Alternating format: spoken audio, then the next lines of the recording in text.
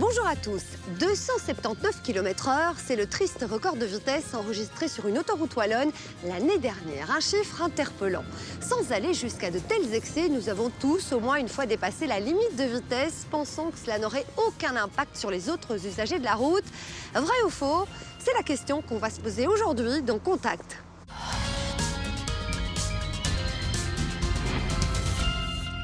La vitesse, c'est l'une des causes les plus fréquentes lors d'un accident. D'ailleurs, sur nos routes, un décès sur 3 est lié à une vitesse excessive ou inadaptée. Et lorsqu'elle n'en est pas la cause, elle peut représenter un facteur aggravant, puisqu'elle augmente fortement la violence des impacts. Premier test, je roule à 30 km/h, finalement comme si j'étais à Bruxelles, puisque Bruxelles est une ville 30. On va voir quelle va être la distance de freinage. Oui, là, je freine.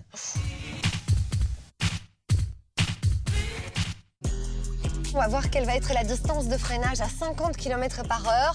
L'équipe a placé un mur de mousse à l'endroit où je me suis arrêtée tout à l'heure à 30 km/h. On va vraiment voir la différence entre ces deux vitesses, 30 km/h et 50 km/h. C'est parti, je vais monter à 50 km/h.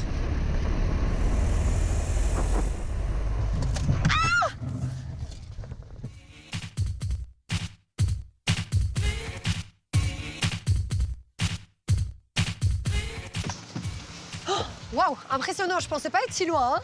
Oui, tout à fait. Et encore ici, on est sur un sol sec avec une voiture qui est équipée de toute une série d'aides électroniques.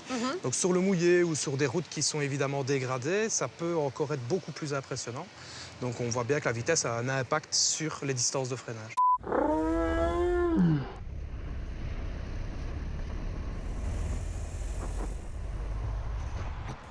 Olivier, on le voit, la vitesse est l'une des principales causes d'accidents. Pourquoi ?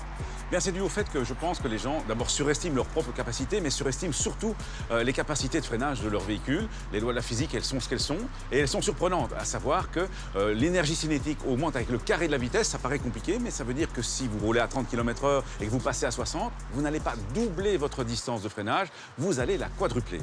Olivier, la vitesse rend lourd également. Finalement, lorsqu'on a une collision, c'est comme si on tombait de plusieurs étages. Oui, si vous roulez à 30 km/h, ça équivaut à une chute d'un premier étage. C'est une chute qui est encore pas trop grave, on a de bonnes chances d'en survivre. Vous passez à 50 km/h, ce n'est même pas x2 la vitesse, mais ça équivaut alors à une chute d'un troisième étage, comme là où on se trouve.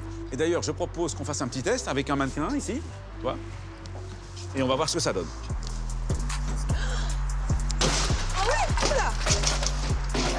Et donc finalement, si je comprends bien, si j'augmente un tout petit peu ma vitesse, mon danger n'est pas un tout petit peu augmenté.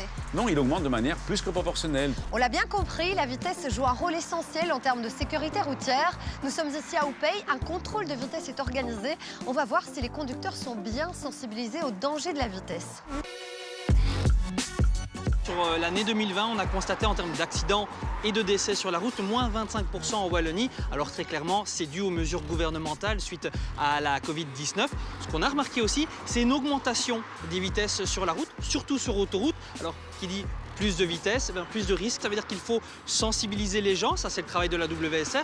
On va sensibiliser les gens, les éduquer justement à leur vulnérabilité sur la route, surtout en lien avec la vitesse. Et puis alors il y aura le travail aussi de la police qui sera plus un travail de répression avec des contrôles radars comme on le voit ici. Même les plus petites infractions de vitesse ne sont pas anodines et peuvent avoir un impact sur les usagers de la route, y compris les plus faibles.